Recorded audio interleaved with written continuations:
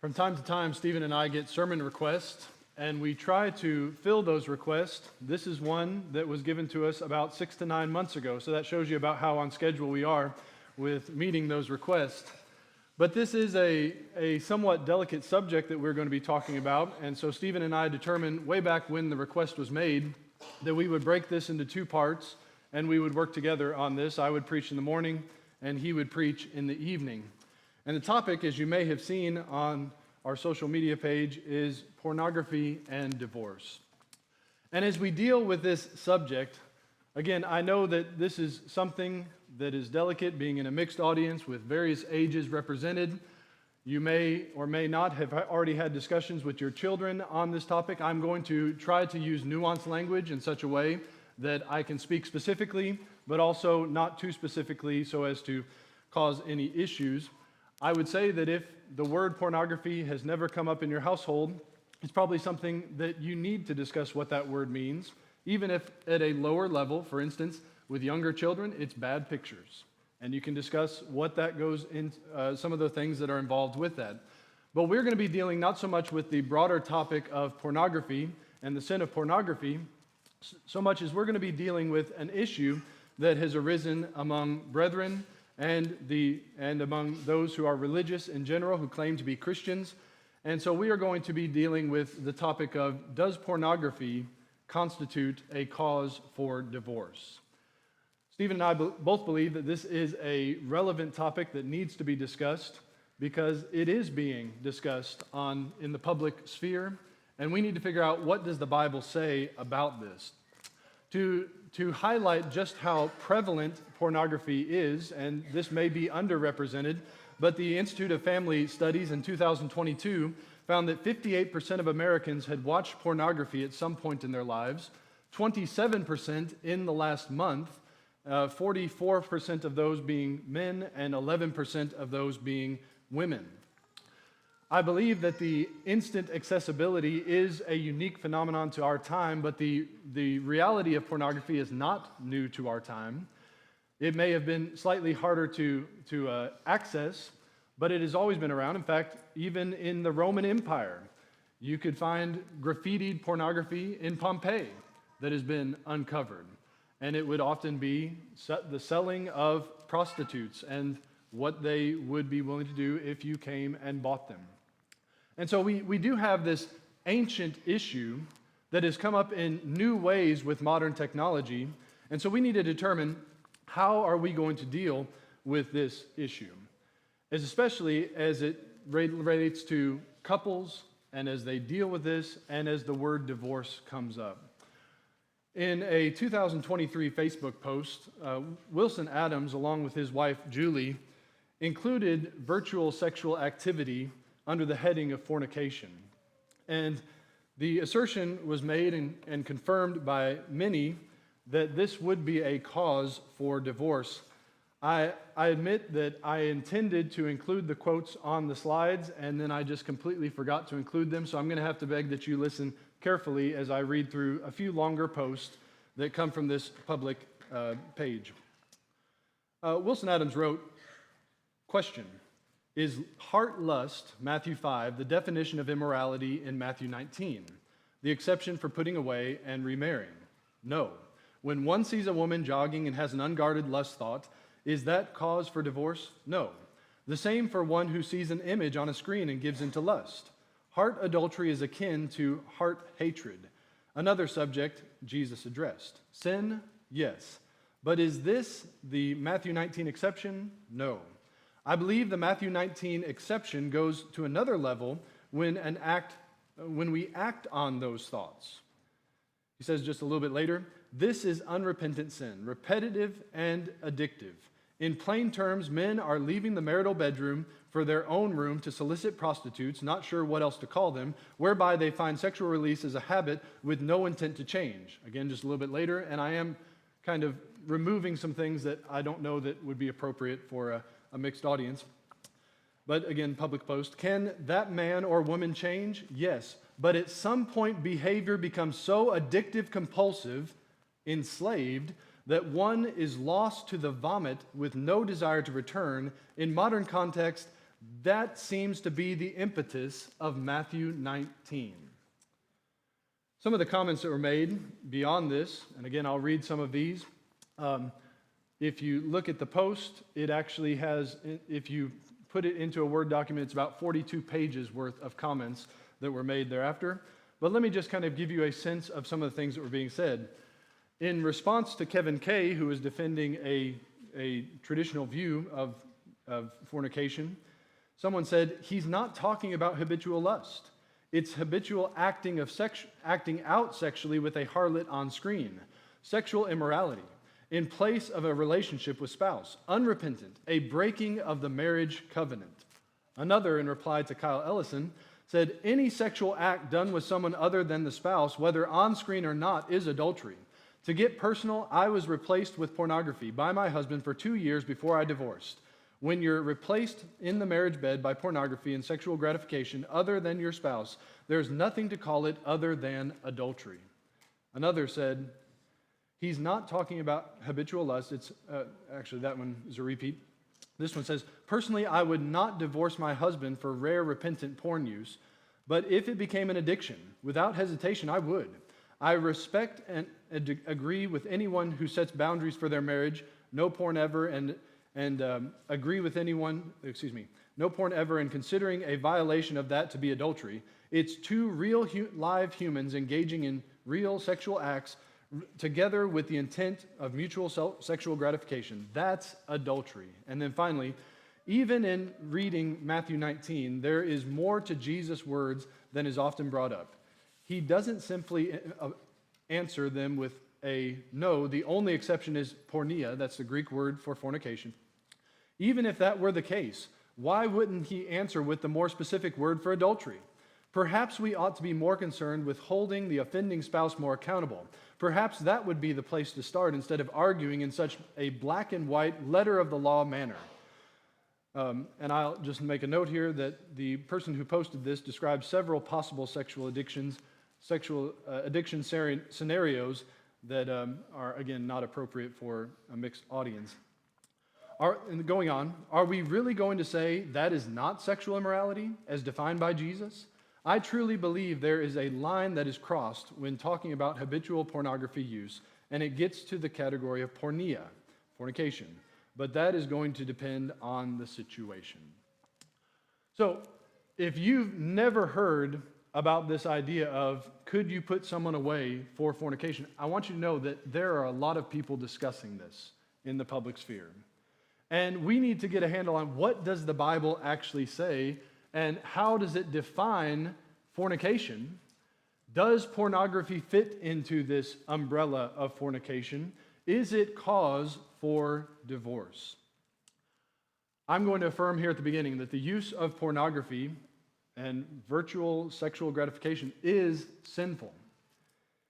But we must not excuse husbands and wives who engage. We should not excuse those husbands and wives who engage in it.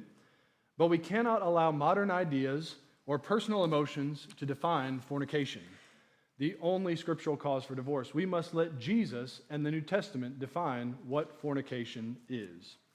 And I want to also give a special thanks to Alan Dvorak.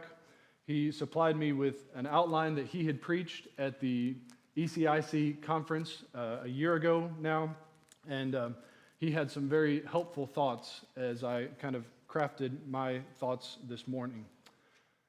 I want to suggest 3 major concepts that we need to keep in mind as we answer this question. And the first is that there is only one reason for divorce. I think we have to begin with that foundation because that is not a given among many Christians today. They would see that there are many reasons that someone should get out of a marriage. And as we begin this morning, I would note that 43% of first-time marriages end in divorce in America. And yet Jesus is much stricter than the law of the land. Jesus says that divorce is only for a spouse, an innocent spouse, to do toward the one who has committed fornication. We need to read a couple of passages together. Matthew chapter 19, first of all. Matthew chapter 19.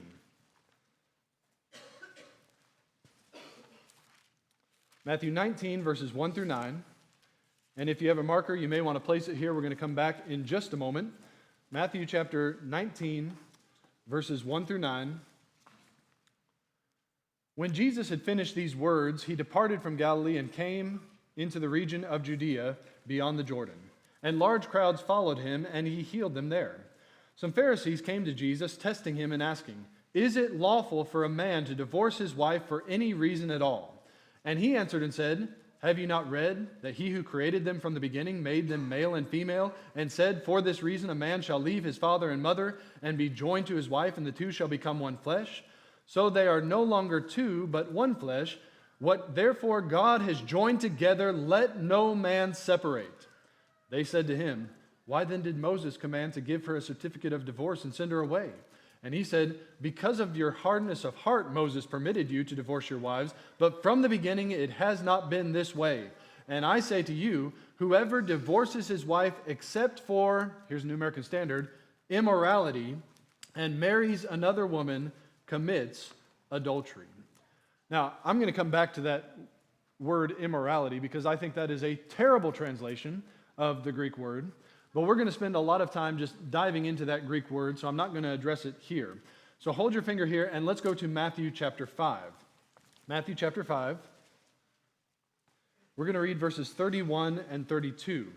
Matthew chapter 5, verses 31 and 32 says, "It was said, 'Whoever sends his wife away, let him give her a certificate of divorce.'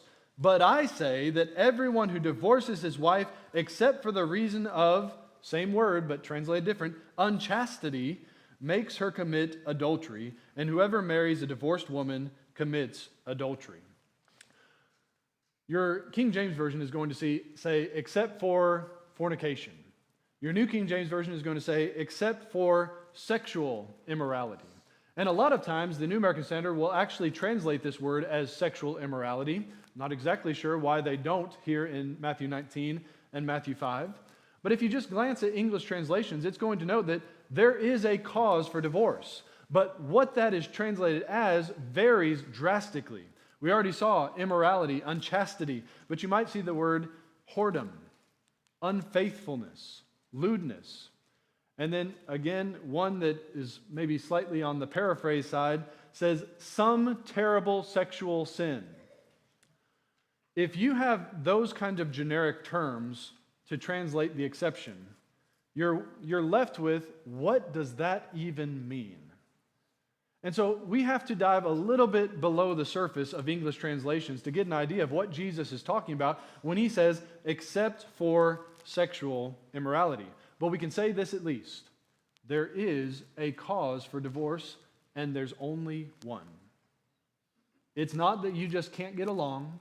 It's not that he is doing things that you don't like or she's doing things you don't like, and it's just not working out. We're just going to end this marriage. There is no other cause for divorce other than sexual immorality.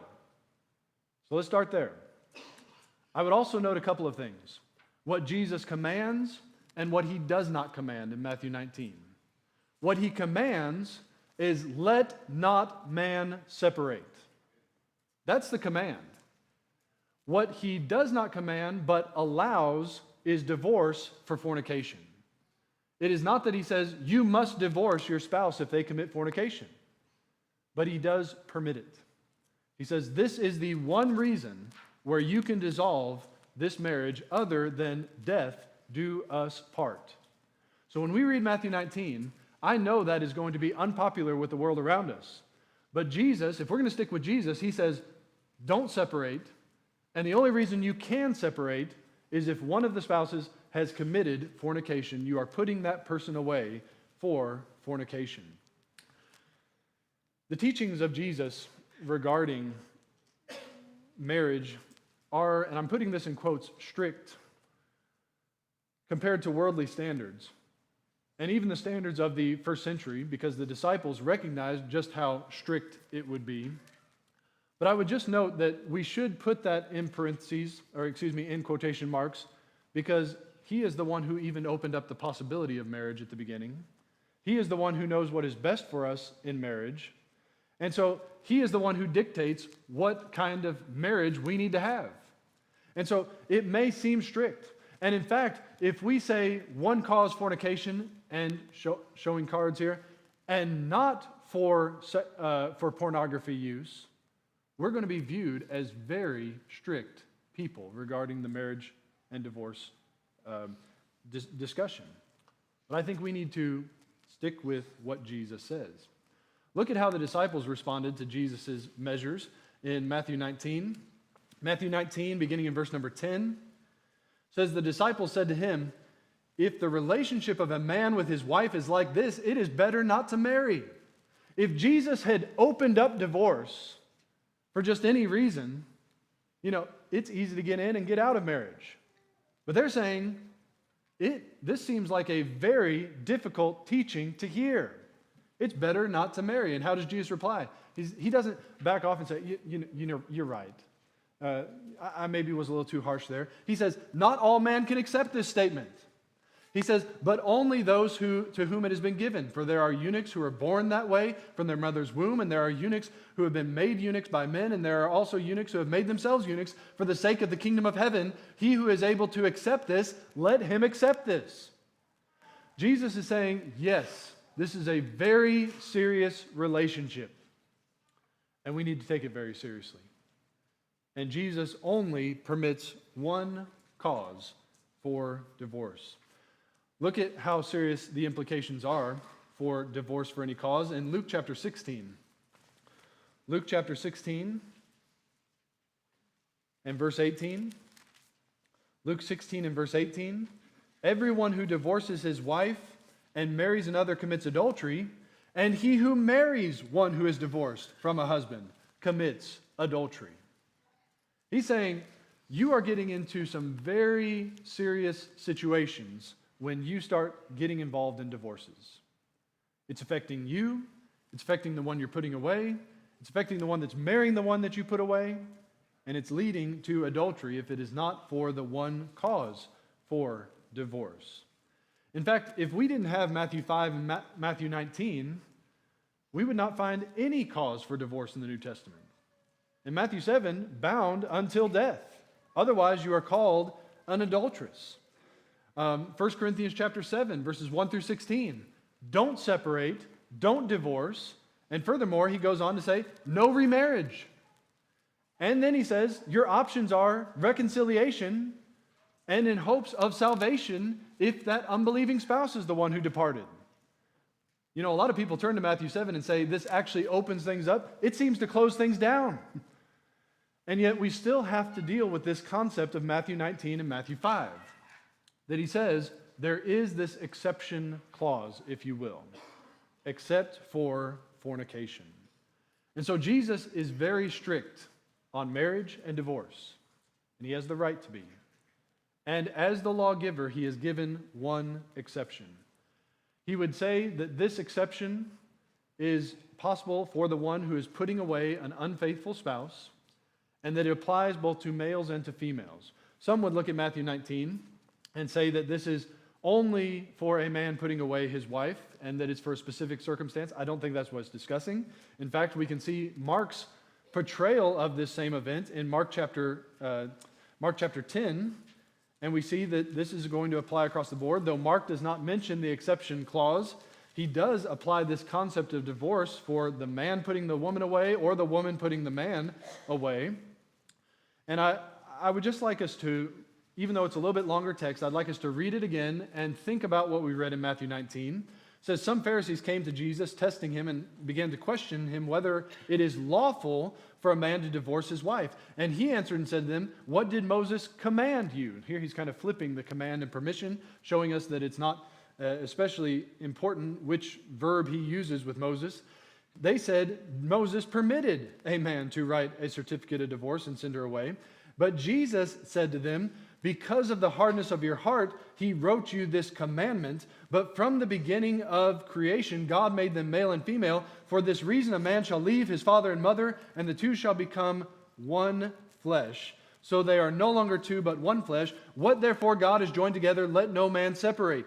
In the house, the disciples began questioning him again about this.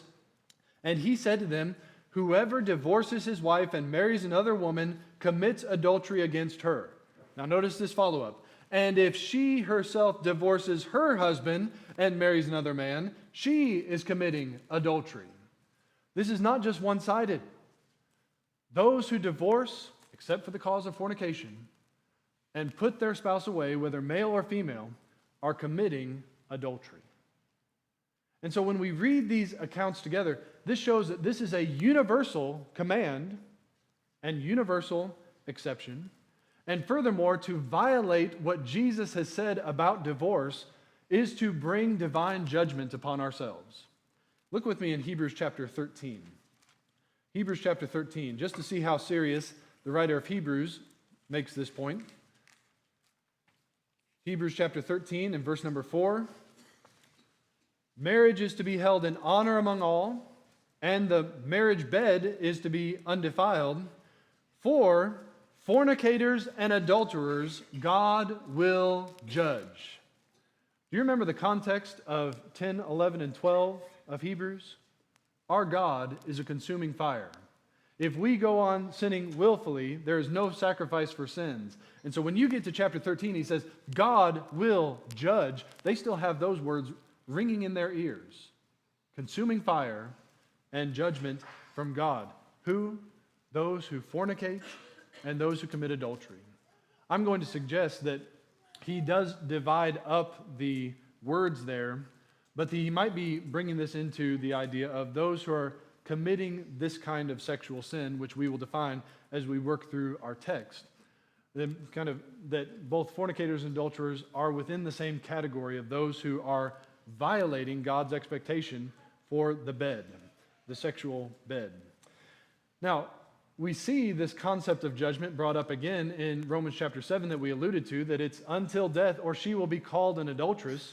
I don't want to kind of build too much of a case here, but I will just throw this out here. That word, she will be called an adulteress, with the possible exception of Acts chapter 11, and I don't even think that's an exception, that word is always used of a divine revelation, a divine warning, a divine calling. It's the same word that's used that in a dream, Joseph was warned by God to leave. And so we have this word called is not the normal word for called. This seems to be a word of revelation. This is what God is calling her, and now everyone else is to call her an adulteress. Furthermore, just as kind of the side point, in Acts chapter 11, it was that Christians were first called, or disciples were first called Christians in Antioch. Was it just that was the antagonistic word that was thrown against them? Or does it seem like maybe God is giving them this name? It seems that the consistency would say, yes, God is involved in this calling. He called Christians Christians. He calls an adulteress an adulteress. God gets to define what a fornicator is, what an adulterer is, and he has already defined and identified for us what the consequence will be for falling into those kinds of sexual sins. And so I say all that to lay a foundation that there is only one reason for divorce, and that is whatever Jesus means by fornication. And so we need to figure out sorry to not keep up with you there, what does Jesus mean by fornication? What does Jesus mean by fornication? I'll give you just a moment if you're taking notes.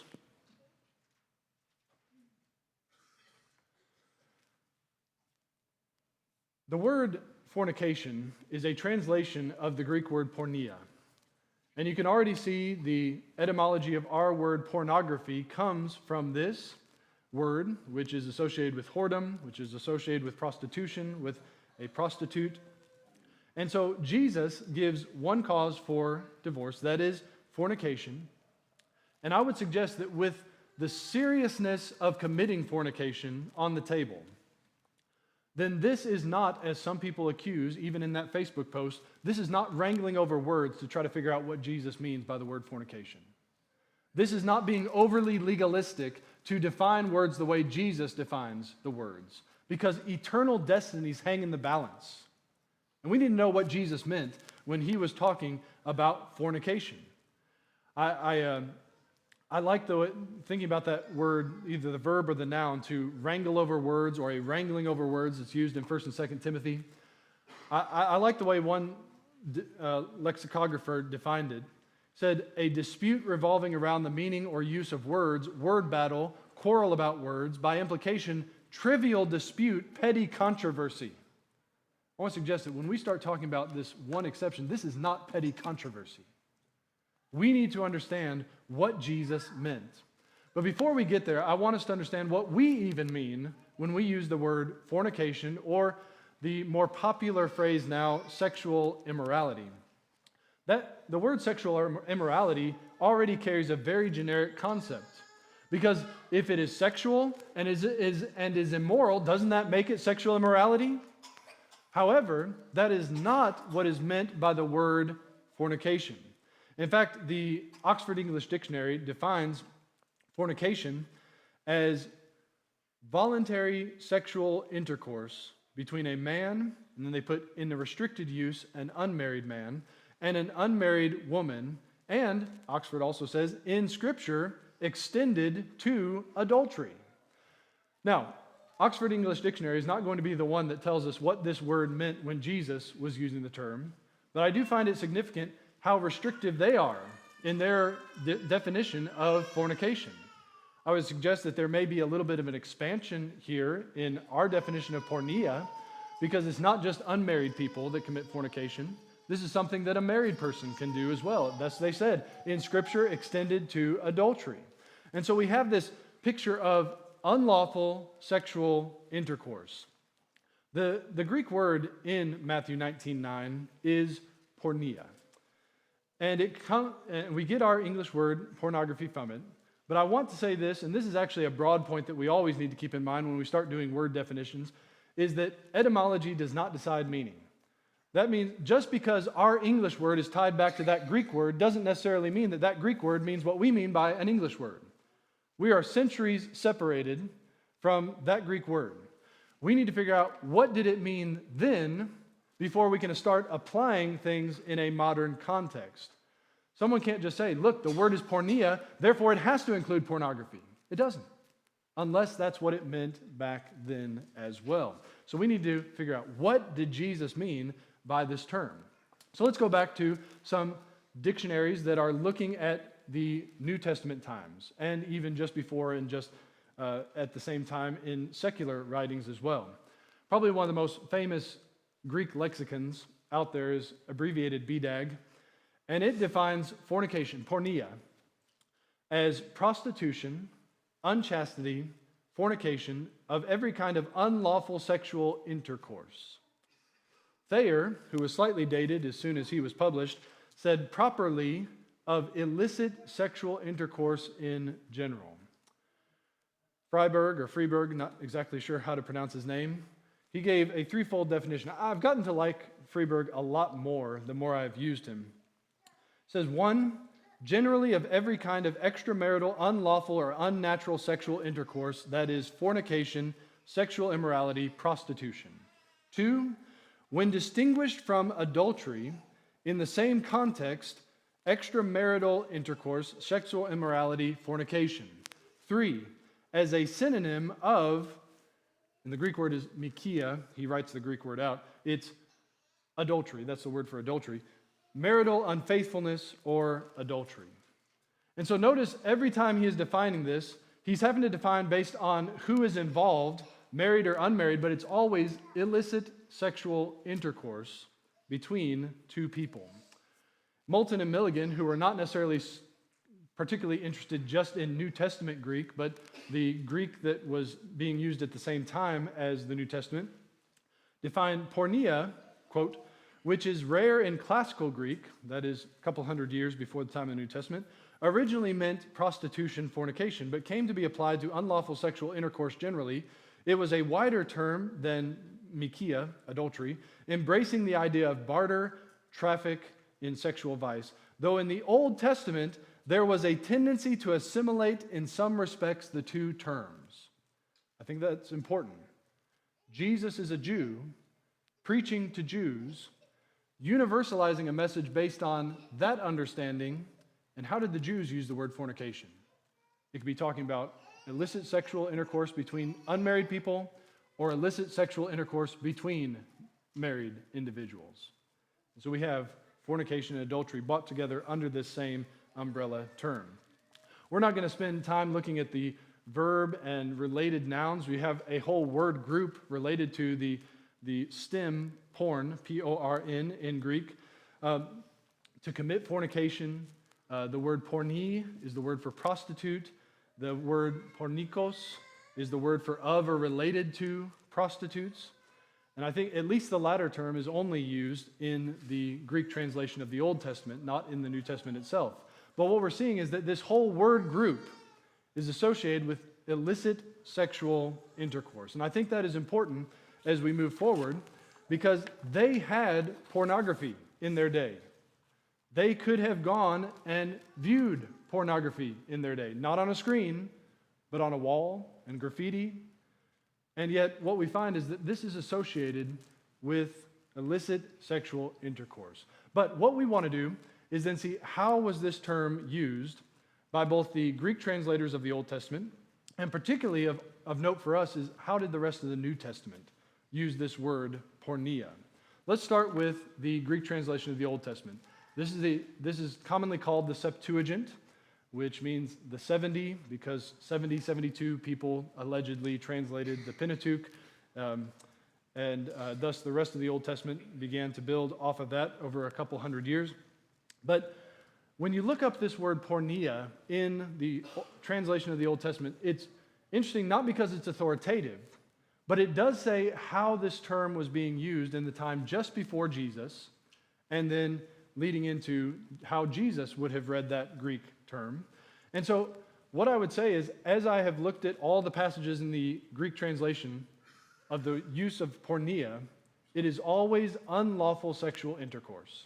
Let me give you a couple of examples. And I've got a lot of text on the screen here. I apologize for that, but if you'll have those in your notes and you can look at them on your own. We'll look at a couple of these. Look at Genesis chapter 38. Genesis chapter 38. Now remember, the inspired text is the Hebrew text that Moses originally wrote, but we are seeing how the Jews around Jesus' time were translating these Hebrew terms, and here they use the word porneia. In Genesis chapter 38 and verse 24, says, "Now it was about 3 months later that Judah was informed, 'Your daughter-in-law Tamar has played the harlot, and behold, she is also with child by harlotry,'" Greek translation, porneia. "Then Judah said, 'Bring her out and let her be burned.'" Notice that this case of porneia was visible by a pregnancy. We have here a child born of fornication. Secondly, you do have a lot of occasions, especially in Ezekiel, where you have a figurative use of porneia, which is, again, based on the real concept of illicit sexual intercourse. But notice how it's applied figuratively between Israel and God. We're not going to read all of these passages. It's a whole string of passages in Ezekiel 16. But Jerusalem figuratively solicited all her neighbors and their gods, and it uses very explicit language in Ezekiel 16 and in some other places in Ezekiel. But the point is, the fornication that they committed was such that they were committing adultery against their husband, God. And so we have this picture of fornication can be either illicit sexual intercourse between someone who is not married, but you also have someone who is violating this vow. And so we're connecting this concept in an illicit sexual intercourse that is breaking the sexual union between husband and wife. Finally, Hosea chapter 1 and verse 2, we have something very similar to Tamar, where he is to marry a wife of harlotry.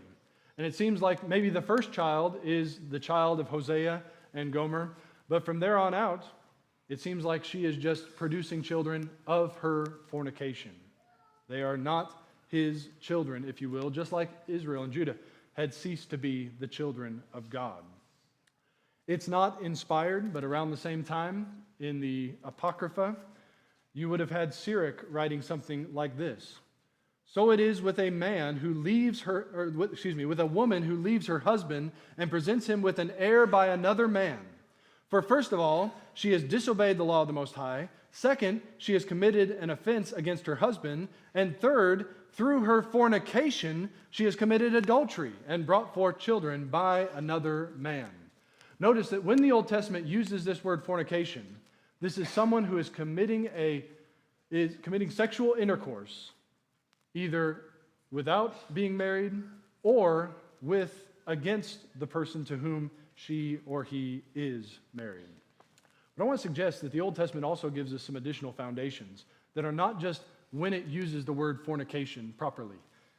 You can also see how it uses euphemisms and describes these as sexual sins that would be within the same category of fornication. For instance, the Leviticus 18 doesn't use the word fornication, but it uses the phrase uncovering the nakedness. And that is an illicit sexual union between a person and various people who are not to be involved with sexually. There's another euphemism that's used in Leviticus 18 where it talks about bestiality and homosexuality, and it uses the word to share a bed with. We use the same euphemisms today. We may not use uncover the nakedness, but to share a bed. That's the kind of language that was being used at the time just before Jesus and thereafter. In fact, we're going to see that same expression used in the New Testament. For instance, the Greek translators would use the word to share a bed to describe the Lot and his daughters fiasco that occurred in Genesis 19. Furthermore, you would see in Romans chapter 9 and verse 10, though it's never translated, at least as far as I can tell, as a bed, it's that from one bed, talking about the Rebekah relationship. And so that's a positive sense in which it is a viable marriage and a viable union, but it's using from one bed came these two sons. Also in Romans chapter 13, look at Romans chapter 13.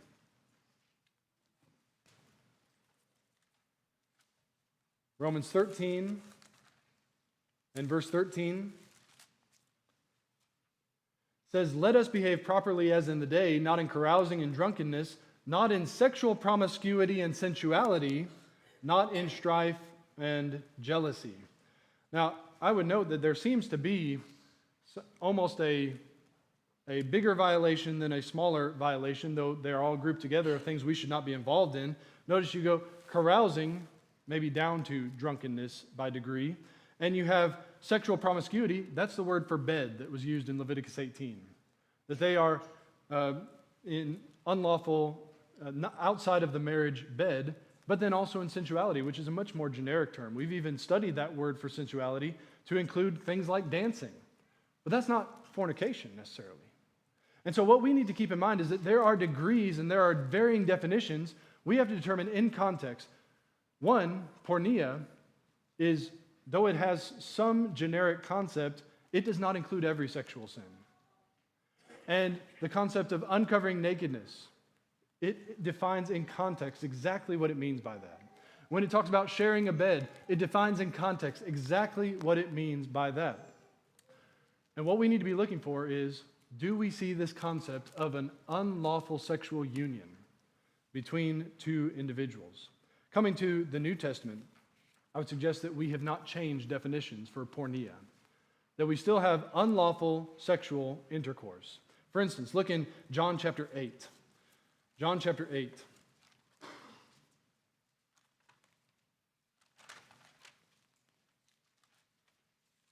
John 8 and verse number 41. Jesus says, "You are doing the deeds of your father." They said to him, "We are not born of fornication. We have one Father, God." Now, I know there's maybe somewhat of a spiritual, figurative concept here, but they may have also had a physical concept in mind as well because of the seed concept and the line concept. But notice that they use fornication in connection with their birth. Also, look in 1 Corinthians chapter 5. 1 Corinthians chapter 5. When we look at this word porneia in chapter 5 and verse 1, it says it is actually reported that there is immorality. That's the word fornication. Porneia, among you. And immorality of such a kind that as does not even exist among the Gentiles, that someone has his father's wife. Notice again, we got another euphemism, don't we? He has his father's wife. What's he say that is? That is fornication. That is illicit sexual union. Maybe just cohabiting, maybe marriage, but regardless, he is implying that this is an illicit sexual union. He says not even the Gentiles are doing that. He says you need to judge this man, and you have not done so already. Look at the same word being used in chapter 6. Chapter 6 and verse 18. It says, flee immorality. Again, New American Standard Version needs to be more explicit. Sexual immorality, fornication, porneia. Every other sin that a man commits is outside the body, but the immoral man, or the sexually immoral man, the fornicator, sins against his own body. I don't have time to unpack this entire verse, but I would just note that I think this is what the Corinthians are saying. Every sin a man commits is outside his body, and Paul is replying and saying, no, because look, the fornicator is sinning against his own body. And so notice, fornication, sexual immorality, is connected to the body. And if you read this in its context, let's go ahead and read 12 through 20. All things are lawful for me. That's what the Corinthians are saying. But not all things are profitable, says Paul. All things are lawful for me, say the Corinthians. But I will not be mastered by anything, says Paul. Food is for the stomach, and stomach is for the food, say the Corinthians. But God will do away with both of them, says Paul. Yet the body is not for immorality, for fornication, but for the Lord, and the Lord is for the body. Now God has not only raised the Lord, but will also raise us up through his power. Do you not know that your bodies are members of Christ? Shall I then take away the members of Christ and make them members of a prostitute? May it never be. Or do you not know that one who joins himself to a prostitute is one body with her? For he says, the two shall become one flesh. But the one who joins himself to the Lord is one spirit with him. Thus flee immorality, flee porneia. Every other sin that a man commits is outside the body, they say, but the sexually immoral, the fornicator, sins against his own body. Or do you not know that your body is a temple of the Holy Spirit who is in you, whom you have from God, and that you are not your own, for you have been bought with a price, therefore glorify God in your body. Notice when he is defining fornication and what they need to run away from, he is saying this is a joining of the body with a prostitute. This is an illicit sexual union. And you need to be glorifying God with your body and with your spirit. The Corinthians might think, I can glorify Christ with my spirit and I can do whatever I want with my body. He's saying, no. You are committing fornication if you do that with your body, with someone who is not your spouse. And so when we see these terms being used, what we find is that this is something that is an activity between two persons that is built on an illicit lust. Look with me in Matthew chapter 15. Matthew chapter 15. Matthew chapter 15. Matthew 15 and verse 19. I'll begin in verse 18 where he says, but the things that proceed out of the mouth come from the heart, and those defile the man. For out of the heart come evil thoughts, murders, adulteries, fornications, here the New American Standard actually did a decent job, thefts, false witness, slanders. These are the things that defile the man, but to eat with unwashed hands does not defile the man. Did you notice that he is saying, here are the activities that come from a lustful heart, from a defiled heart. We do not necessarily commit fornication just in the spirit, as some people tend to think we can do. Fornication is something that must be committed with the body and with someone else who is not our spouse. Fornications come from the heart and express in actions, just like murder is an action that comes from the heart, but the actual activity is something that is done outside to another person. We don't have time to look at the rest of the passages, but I would note that not just Galatians 5:19, but also 2 Corinthians 12 and 21, Ephesians 5, 3 through 5, Colossians 3 and verse 5. When you have all those lists that have various words for sensual activities, you include the word fornication at times, but that shows that there is some distinction to be made between lewdness and lust and sensuality and fornication. They're not identical with one another, even if they might be associated with one another. So if I were to try to boil this down to a single sentence, I would say based on the reading of the New Testament especially, but also how this word was being used just before and during the time of the New Testament, we find that porneia is two or more people in physical sexual contact outside of marriage. Now I'm going to further define that concept of contact because we need to figure out, does pornography fit within this definition of illicit sexual intercourse outside of marriage between two or more people? And I start with this point that we cannot define any and every lustful sexual activity as fornication, lest we wind up authorizing unlawful divorces. I mentioned dancing earlier. That is a sensual activity. You've heard Stephen and I preach that it is a sensual activity, a lustful activity between two people who are not married, and that is something that they should not be involved in. But it is not fornication. That is not illicit sexual intercourse. It is sensual. It is lustful. It is sinful. But we recognize that there is a difference. And what we find is that it is an escalation of lust between two people, and that there is contact that has to be involved of a sexual nature that I can talk more bluntly with you afterwards if you want to know exactly what I mean by that. But I'm just going to define it as intercourse. And if something is not sexual intercourse, and there are various ways that could be defined, then it's not fornication. Viewing someone on screen is not intercourse. Talking to someone by text is not intercourse. It is sensual, it is sinful, but it is not fornication. And so I ask the question, does the use of or even addiction to pornography, including live video interaction with another, constitute fornication per the New Testament use of the word? And I would say no. Here's why. We set up those benchmarks. Does it involve one or more person? Only if it's live video interaction, and then it is still virtual or simulated. In fact, I even looked up, what does the word virtual mean? And it means simulated, not actual.